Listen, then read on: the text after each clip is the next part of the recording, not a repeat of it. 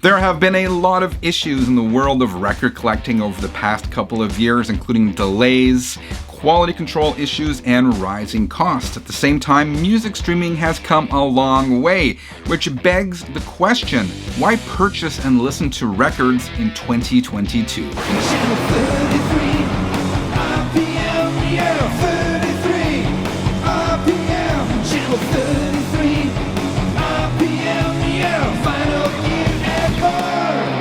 Hi, my name is Frank. Welcome back to channel 33 RPM, your channel for vinyl gear and more. So, legitimate question, I gotta say, and I have changed my purchasing habits over the past year when it comes to records. I'll talk a little more about that coming up, but first, I want to talk about why we should continue to buy and listen to records. First of all, and this is a no-brainer, a really nicely pressed and mastered record can sound amazing. I'll give you one quick example here, and there are many. This is an original pressing of David Bowie's Let's Dance, and this is one of the best sounding records I have in my collection. I also have it on compact disc. And I gotta say, the compact disc just sounds dull and lifeless compared to this original pressing, which sounds so huge and immersive. So my number one reason for continuing to collect and listen to records is that whole sound experience. I've never heard anything else come close to the experience of listening to this album on vinyl. And of course, that's just one example. As I said, there are many examples of albums, particularly albums recorded in the analog era that just sound better on vinyl. Number two, I still love the whole ritual and the whole experience of listening to music on vinyl. And I'm sure many of you can relate, right? Like, it's so easy to listen to music on a streaming service. And there's nothing wrong with listening to music on a streaming service. I'm not a format snob by any stretch of the imagination. It's music first and foremost. But again, just the whole thing. I'll just pull this David Bowie album out again, just pulling it off the shelf, looking at the artwork, and just that whole tangible experience of taking the record out, putting it on your turntable, dropping the needle. And even, some people consider it an inconvenience, but I like the whole effort that goes into maintaining your records, cleaning them, just that whole tangible experience. The whole ritual is missing once you get into listening to music on other formats. Next, and this is really important, I talked about the tangible experience, and part of that is, the artwork and the liner notes. And here's just one example. This is Maiden's Somewhere in Time album, and there's just certain things on this related to this artwork that you couldn't capture if you listen to this, say, on compact disc. And again, I love CDs, and I'll get to that coming up because I still buy a lot of compact discs. But in many respects, it's just not the same. This album, again, focusing on this one right now, just has so many Easter eggs that you wouldn't catch anywhere else. Like, for example, what do you see here? Okay, it says, there's a sign here saying Acacia, and that's a throwback to the Iron Maiden song 22 Acacia Avenue. Here it says Pizza Hut instead of Pizza Hut, right? That's, I guess, Eddie's restaurant of choice. Here on top of this building, you have the Aces High Bar. And Aces High, of course, is another Maiden track. You have the Pyramids, which are a tribute to the Power Slave album.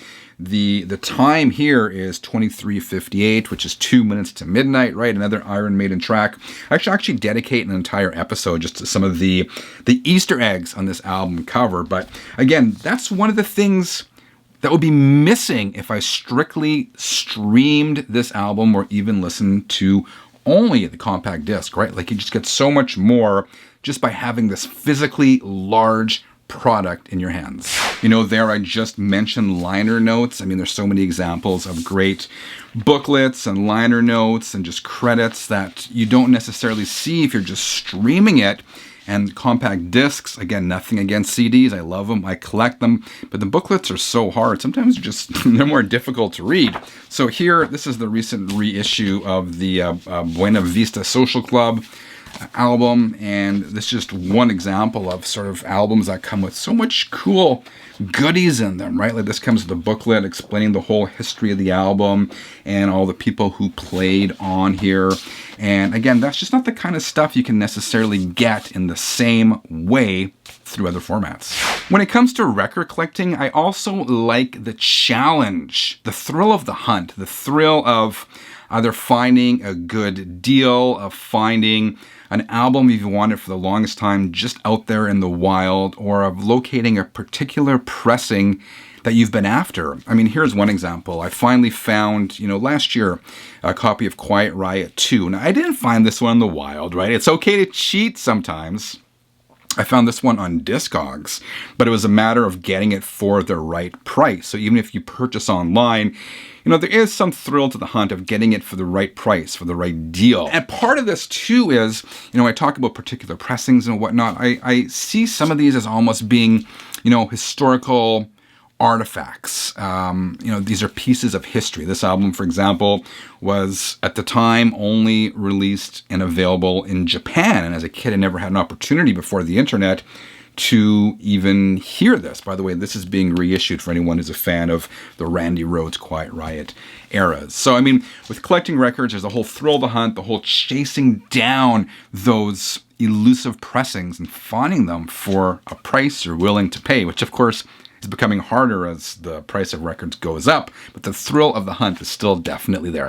And the other thing I really dig about buying records and listening to music on vinyl, and I hate to use this word culture, but it is kind of the culture behind it, right? It's physically going to a record store and speaking to the record store owner. It's physically going to a record show, to a music show, and speaking with the vendors. Part of this hobby is meeting and communicating with other collectors. And if you're not able to go out and do this kind of stuff face to face, you can also join, Facebook groups or other social media groups of like-minded people and discuss records. Even through YouTube, I've met so many fantastic people in real life and virtually just doing these videos. It's sort of not the same sort of thing if you're just music streaming, right? Like a lot of people don't just meet up and chat about their latest streams. There's something exciting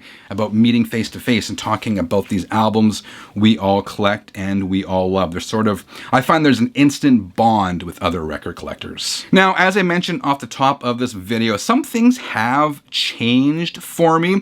I have slowed down on my record purchases just because of rising costs, and it is getting really expensive. So maybe a few years ago, maybe where I would have bought 2-3 albums a month. Nowadays, I'm probably buying maybe one record every month, maybe a record every couple of months. And I'm also buying a lot more compact discs. I've said this before, compact discs are still the best deal out there right now. I'm probably buying 50% CDs, 50% records. I've always bought CDs. I've never stopped buying compact discs.